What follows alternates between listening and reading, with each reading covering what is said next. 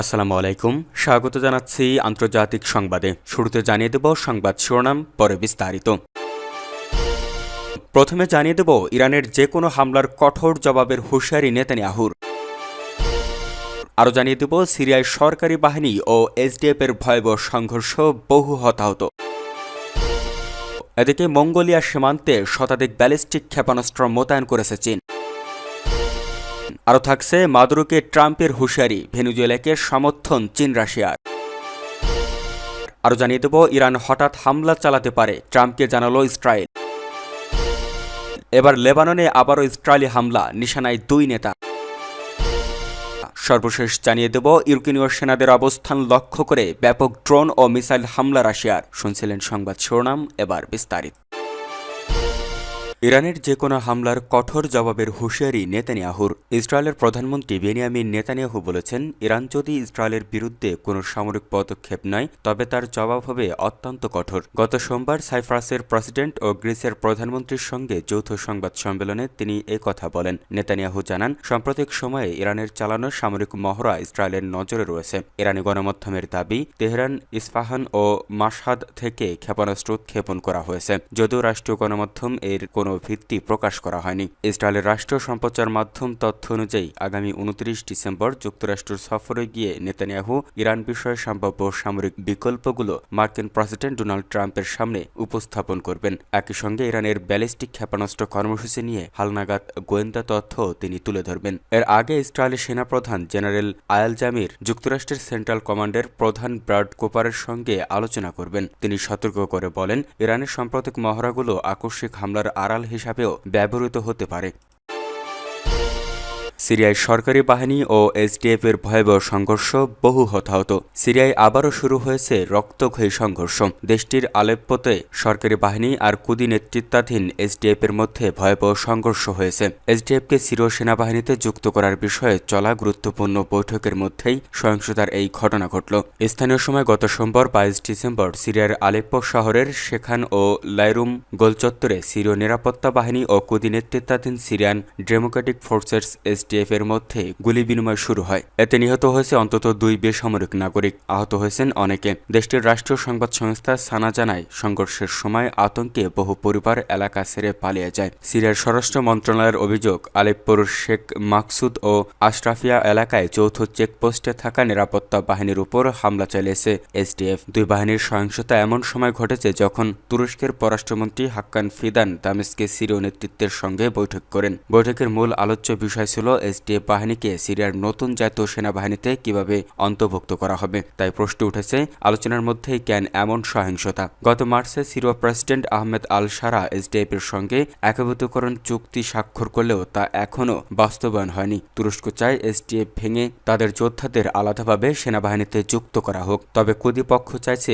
একক ইউনিট হিসেবে অন্তর্ভুক্ত হতে। বিশ্লেষকদের মতে এই মতপার্থক্যই এখন সিরিয়ায় সর্বশেষ এবং সবচেয়ে বড় নিরাপত্তা ঝুঁকি হয়ে উঠেছে। মঙ্গোলিয়া সীমান্তে শতাধিক ব্যালিস্টিক ক্ষেপণাস্ত্র মোতায়েন করেছে চীন। চীনের সামরিক সক্ষমতা ও পারমাণবিক অস্ত্র ভাণ্ডার দ্রুত সম্প্রসারণ নিয়ে যুক্তরাষ্ট্রের প্রতিরক্ষা দপ্তর পেন্টাগনের এক খসড়া প্রতিবেদনে উঠে এসেছে এই চাঞ্চল্যকর তথ্য।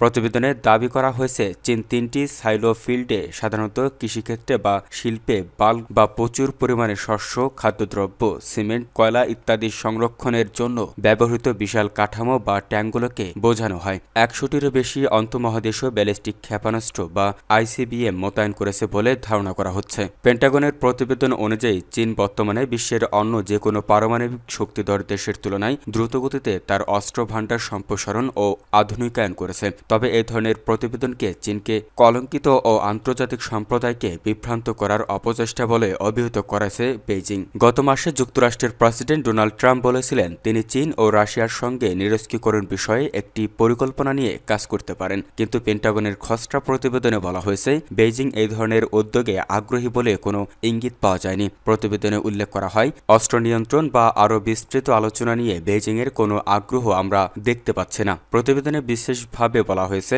চীন মঙ্গোলিয়া সীমান্ত সংলগ্ন এলাকায় অবস্থিত সাইলো ফিল্ডগুলোতে 100টিরও বেশি সলিড ফুয়েল DF-31 আইসিবিএম মোতায়েন করেছে বলে ধারণা করা হচ্ছে। পেন্টাগন আগে এসব সাইলো ফিল্ডের অস্তিত্বের কথা জানিয়েছিল, তবে সেখানে কতগুলো ক্ষেপণাস্ত্র রয়েছে সে বিষয়ে এবারই প্রথম সংখ্যা উল্লেখ করা হলো। তবে এই প্রতিবেদনে নতুন করে মোতায়েন করা ক্ষেপণাস্ত্রগুলোর সম্ভাব্য লক্ষ্যবস্তু সম্পর্কে কিছু জানানো হয়নি। এতে বলা হয়েছে 2024 সালে চীনের পারমাণবিক ওয়ারহেডের সংখ্যা ছিল প্রায় 600-এর বেশ কিছু, যা আগের বছরের তুলনায় উৎপাদনের গতি কিছুটা কমার ইঙ্গিত দেয়। তবে প্রতিবেদনে আরও বলা হয়েছে চীনের পারমাণবিক সম্প্রসারণ অব্যাহত রয়েছে এবং 2030 সালের মধ্যে দেশটি 1000-এর বেশি ওয়ারহেডের মালিক হতে পারে। চীন দাবি করে আসছে তারা আত্মরক্ষামূলক পারমাণবিক কৌশল অনুসরণ করে এবং নো ফার্স্ট ইউজ নীতি মেনে চলে। পেন্টাগনের এই প্রতিবেদনে তাইওয়ান ইস্যুতেও উদ্বেগ প্রকাশ করা হয়েছে। এতে বলা হয় চীন 2027 সালের শেষ নাগাদ তাইওয়ানকে কেন্দ্র করে একটি যুদ্ধে জয়ী হওয়ার সক্ষমতা অর্জনের লক্ষ্য নিয়ে এগোচ্ছে।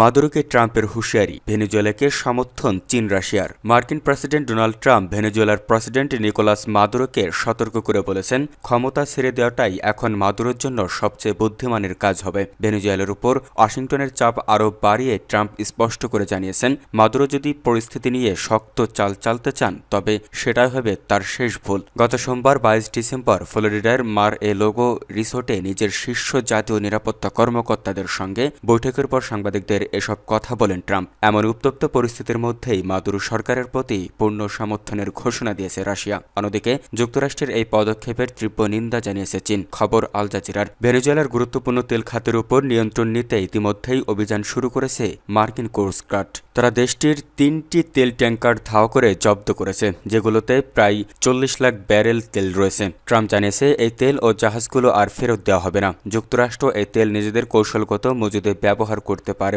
অথবা বিক্রি করে দিতে পারে। ট্রাম্পের দাবি, ভেনেজুয়েলা এই জাহাজগুলো ব্যবহার করে মার্কিন নিষেধাজ্ঞা এড়ানোর চেষ্টা করছিল। ট্রাম্পের এই কর্মকাণ্ডকে আন্তর্জাতিক জলদস্যুতা বলে আখ্যা দিয়েছে ভেনেজুয়েলা সরকার। প্রেসিডেন্ট মাদুরো পাল্টা এক ভাষণে ট্রাম্পকে ভেনেজুয়েলা নিয়ে মাথা না ঘামিয়ে নিজের দেশের অর্থনৈতিক ও সামাজিক সমস্যার দিকে মনোযোগ দেওয়ার পরামর্শ দিয়েছেন। ভেনেজুয়েলার পররাষ্ট্রমন্ত্রী ইভান গিল এক চিঠিতে জাতিসংঘকে বলেছেন, যুক্তরাষ্ট্রের এই অবরোধ কেবল তাদের দেশেই নয়, বরং বিশ্বজুড়ে তেল ও জ্বালানি সরবরাহে বড় ধরনের স্থিতিশীলতা তৈরি করবে। এদিকে রাশিয়ার পররাষ্ট্রমন্ত্রী সের্গেই ল্যাভরভ ভেনেজুয়েলার পররাষ্ট্রমন্ত্রীর সঙ্গে ফোনালাপে যুক্তরাষ্ট্রের এই আচরণের তীব্র নিন্দা জানিয়েছেন। রাশিয়া মনে করে ক্যারিবিয়ান সাগরে মার্কিন এই সামরিক তৎপরতা আন্তর্জাতিক জাহাজ চলাচলের জন্য বড় হুমকি ও তারা মাদুরো সরকারের পাশে থাকার প্রতিশ্রুতি পূর্ণ ব্যক্ত করেছে। একইভাবে চীন ও যুক্তরাষ্ট্রের এই পদক্ষেপকে আন্তর্জাতিক আইনের চরম লঙ্ঘন বলে অবহিত করেছেন। চীনের পররাষ্ট্র মন্ত্রণালয়ের মতে ভেনেজুয়েলার স্বাধীনভাবে উন্নয়ন ও অন্য দেশের সঙ্গে ব্যবসা করার পূর্ণ অধিকার রয়েছে।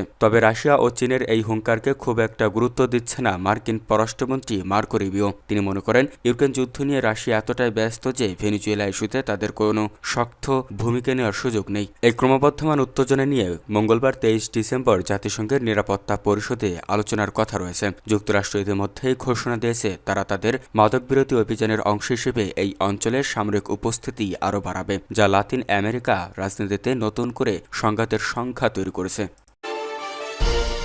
ইরান হঠাৎ হামলা চালাতে পারে, ট্রাম্পকে জানালো ইসরায়েল। ইরানের সাম্প্রতিক ক্ষেপণাস্ত্র মহড়া হঠাৎ হামলার কারণ হতে পারে এমন আশঙ্কার কথা যুক্তরাষ্ট্রের প্রেসিডেন্ট ডোনাল্ড ট্রাম্পকে জানিয়েছে ইসরায়েল। মার্কিন গণমাধ্যম CNN এর বরাতে এই তথ্য জানা গেছে। প্রতিবেদনে বলা হয়, ইসরায়েলের সেনাবাহিনীর প্রধান জেনারেল ইয়াল জামির যুক্তরাষ্ট্রের সেন্ট্রাল কমান্ডের প্রধান ব্রড কুপারের সঙ্গে কথা বলেছেন। ইয়াল জামির সতর্ক করে বলেছেন, ইরানের Islamic Revolutionary Guard Corps IRGC পরিচালিত সাম্প্রতিক মহড়াগুলো আকস্মিক হামলার প্রস্তুতি হতে পারে। তিনি যুক্তরাষ্ট্র ও ইসরায়েলের মধ্যে সামরিক সমন্বয় আরও জোরদারের আহ্বান জানান। এদিকে ইসরায়েল নতুন করে ইরানের বিরুদ্ধে হামলার সম্ভাব্য বিকল্প পরিকল্পনা ট্রাম্পের কাছে তুলে ধরতে পারে বলে ইঙ্গিত মিলছে। উল্লেখ্য, গত 13 জুন ইসরায়েল রাইজিং লায়ন অভিযানে ইরানের সামরিক ও পারমাণবিক স্থাপনায় হামলা চালায়। এতে ইরানের শীর্ষ সামরিক কমান্ডার ও বৈজ্ঞানিকরা নিহত হন। জবাবে ইরান ট্রু প্রমিস 3 অভিযানে ইসরায়েলের বিভিন্ন সামরিক ঘাঁটিতে ব্যালিস্টিক ক্ষেপণাস্ত্র হামলা চালায়। পরিস্থিতি আরও ঘোলাটে হলে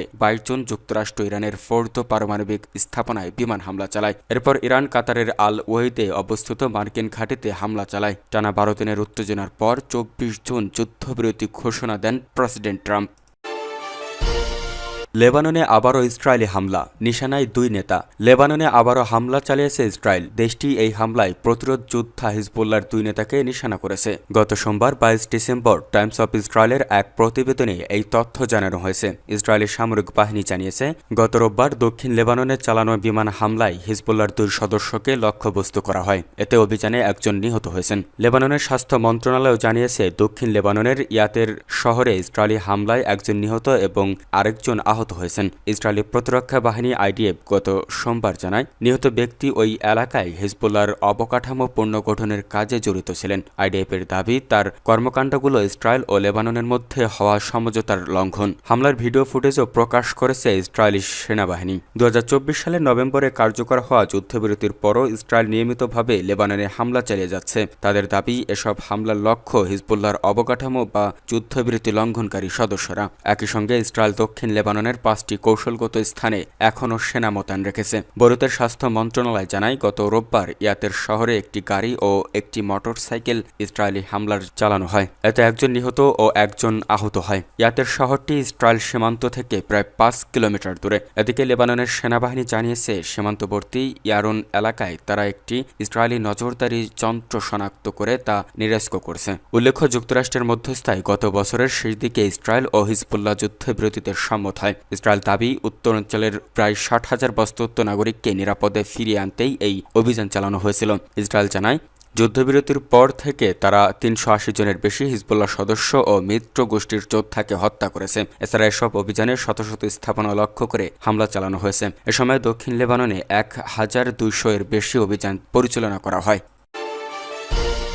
ইউক্রেনীয় সেনাদের অবস্থান লক্ষ্য করে ব্যাপক ড্রোন ও মিসাইল হামলা রাশিয়ার। এক সপ্তাহে ইউক্রেনীয় সেনাদের অবস্থান লক্ষ্য করে 1300 ড্রোন এবং 1200-এর বেশি মিসাইল ছুড়েছে রুশ সেনারা। বিবৃতিতে ক্রেমলিন জানায়, গোপন ঘাঁটি এবং অস্ত্রাগার লক্ষ্য করে চালানো হয় এসব হামলা। রুশ সেনাদের বিরুদ্ধে ক্রাসনদার এলাকায় অন্তত 50 ইউক্রেনীয়কে জিম্মি করার অভিযোগ উঠেছে। যুদ্ধক্ষেত্রে এখন চলছে প্রাণপণ লড়াই। তখন আলোচনার টেবিলে বিবদমান পক্ষগুলোর প্রতিনিধিরা। যুক্তরাষ্ট্রের মিয়ামিতে মার্কিন প্রতিনিধিদের সাথে আলোচনায় বসেন রুশ প্রতিনিধি কিরিল দিমিত্রি। আলোচনা ইতিবাচক হচ্ছে বলে মন্তব্য করেন তিনি। এদিকে যুদ্ধ ও আলোচনার মধ্যেই ইউরোপ এবং এশীয় অঞ্চলের দেশগুলোকে সাথে নিয়ে নতুন অর্থনৈতিক পরিকল্পনা নেওয়া হবে বলে জানিয়েছে রুশ প্রেসিডেন্ট। এএসির বৈঠকে দেওয়া ভাষণে পশ্চিমকে ঠেকাতে আঞ্চলিক সম্পর্ক জোরদারের আহ্বান জানান পুতিন। অন্যদিকে মার্কিন প্রতিনিধি কারেল উইটকফ জানিয়েছেন, শান্তি আলোচনায় শীঘ্রই ইতিবাচক ফলাফল আসতে পারে।